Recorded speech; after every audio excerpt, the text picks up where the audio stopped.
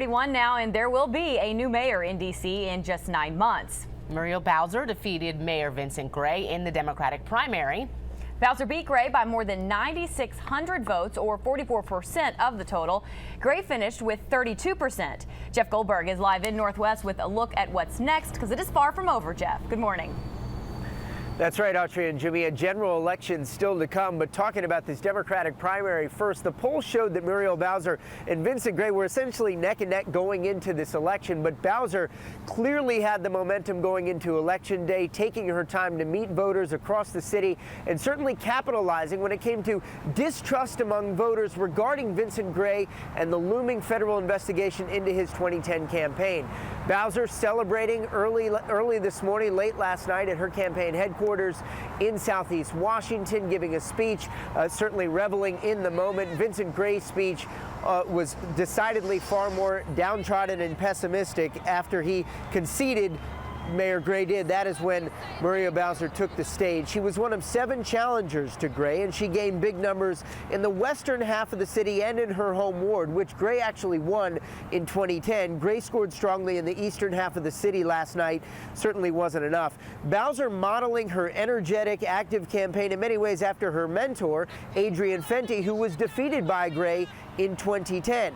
Also very much taking advantage about questions of trust and trust in government when it came to voters in looking at the looming investigation for Vince Gray. That was a big key for Muriel Bowser. Turnout was low across the city, but Bowser certainly coming out on top and bringing in a message of unity across Washington. I promise that the values of our campaign will reflect the collective values of those of us in all 8 wards. There's a lot of people who worked very, very hard, and I want you to know how grateful I am for the work that you've done. So,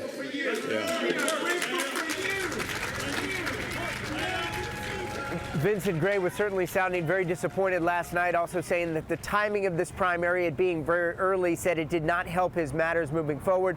Some voting glitches last night with some machines when coming into the voter tallies. Some of the votes coming in a little bit late, but it did not impact the outcome.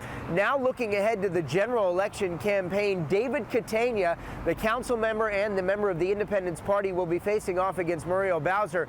Bowser having the support of the Democratic primary as well as history, as the winner of the primary has won the mayor's race for the District of Columbia for the past 40 years. She's certainly looking strong, a lot of momentum. We're going to be hearing from her later in the day as this general election campaign kicks off.